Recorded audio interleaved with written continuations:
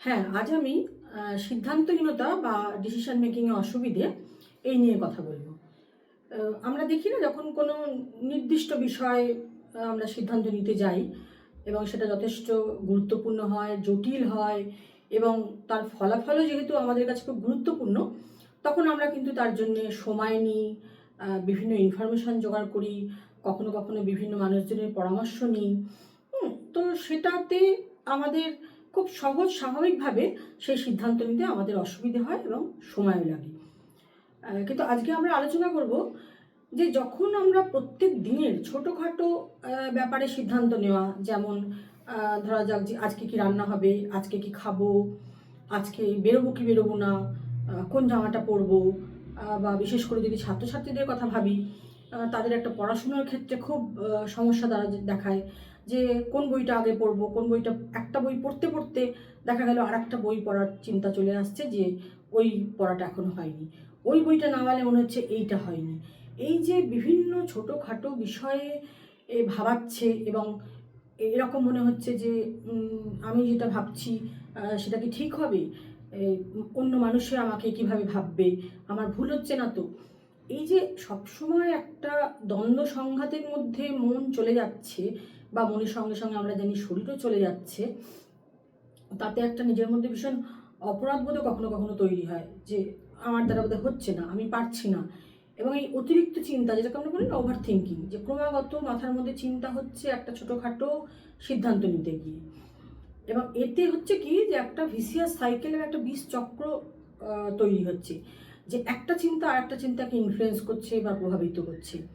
এতে আলটিমেটলি কি হয়, বিশেষ করে আমরা স্টুডেন্ট নিয়ে কথা বলবো, যে তাতে তাদের যে পড়াশুনোর যে একটা সুন্দর সময়, আমরা যে গোল্ডেন পিরিয়ড বলি, এই সময়টা অনেকটা নষ্ট হয়ে যায়। মানসিকভাবে একটা ক্লান্তি আসে, এক্সস্টেড ফিল করা, যে সারাদিনে কতটা সময় আমার চলে গেল কিন্তু আমি কাজের কাজ কিছু করতে পারলাম না। এবং এটা একটা প্যাটার্ন তৈরি করে যে এর থেকে যেন বেরোনো যাচ্ছে না, এটা কিছুদিন ধরে চলছে। তাহলে এবার আমরা আলোচনা করব যে তাহলে এই যদি এরকম সিদ্ধান্তহীনতায় অসুবিধে হয় আমাদের কারোর, তাহলে আমরা কিভাবে সেটাকে অ্যাড্রেস করব। আমরা যখন অ্যাড্রেস করি তখন প্রথমেই আমরা যেটা ভাবি যে তার শারীরিক যে সমস্যা, সেখানে কোনো সমস্যা আছে কিনা। যেমন ধরা যাক খুব সাধারণভাবে যে তার কোনো শারীরিক ক্লান্তি আছে কিনা, যেরকম আমরা দেখি যে hyper tension, haemoglobin, vitamin D3, thyroid, এই মিনিমাম যে প্যারামিটারগুলো সেইগুলো কিন্তু এই সিদ্ধান্তহীনতাকে খুব প্রভাবিত করে থাকে। তো এইগুলো আমরা প্রথমেই একটু দেখে নেব যে এইগুলো সব ঠিক আছে কিনা, যাতে তার মধ্যে বা আমাদের মধ্যে একটা নর্মাল এনার্জি, যে লাইফ এনার্জি, সেটা যেন কাজ করে। আর একটা দেখা যায় কি কোনো ইমোশনাল পেন থাকতে পারে। আর সাইকোলজিক্যালি যদি ভাবা হয় যে এতে না একটা দেখা যায় একটা কোনো অ্যাংজাইটির থেকে হয়তো হতে পারে, যেরকম যে আমাকে, যে আমি সিদ্ধান্তটা নেব, যেটা ছোটোখাটোই হোক না কেন, আমাকে খুব নিখুঁতভাবে নিতে হবে, খুব নির্ভুলভাবে নিতে হবে, আমার ভুল হওয়া চলবে না। অথচ আমরা কিন্তু জানি যে কাজ করতে গেলে আমাদের ভুল হবেই, এবং ভুল করতে করতেই কিন্তু আমরা শিখব। এটা ঠিক যে আমরা নিশ্চয়ই বারবার একই ভুল করব না। যে আমরা দেখি যে ভুল করলে যতটা তাড়াতাড়ি সম্ভব আমরা সেই ভুলটাকে কারেকশন করে নিয়ে এগিয়ে যাব, নয়তো কিন্তু এগোতেও পারবো না। এই যে সিদ্ধান্তহীনতা নিয়ে আমরা যারা ভুগি, তারা দেখি কিন্তু যে কিছুতেই আমরা একটা প্রসেসের মধ্যে থাকতে পারছি না, নিজেকে এগিয়ে নিয়ে যেতে পারছি না, একটা গোল ডিরেক্টেড মুভমেন্ট করতে পারছি না। তার মানে বোঝা যায় যে এতে আখেরে কিন্তু কোনো লাভ হচ্ছে না।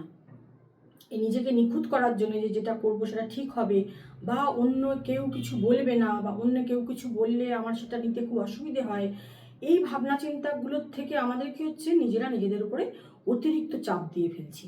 এই অতিরিক্ত চাপ কিন্তু কমাতে হবে, যে এইভাবে চিন্তা করে কিন্তু ফল হচ্ছে না। তাহলে আমরা কি করবো, যে নিজের উপর, নিজের কাজের উপর, নিজের চিন্তাভাবনার উপরে একটু বিশ্বাস রাখবো, ভরসা রাখবো, একটু নিজেকে সময় দেবো, আর নিজেকে অতিরিক্ত চাপের উপর ফেলবো না। এইটুকু করে আমরা কিন্তু প্রাথমিকভাবে দেখতে পারি।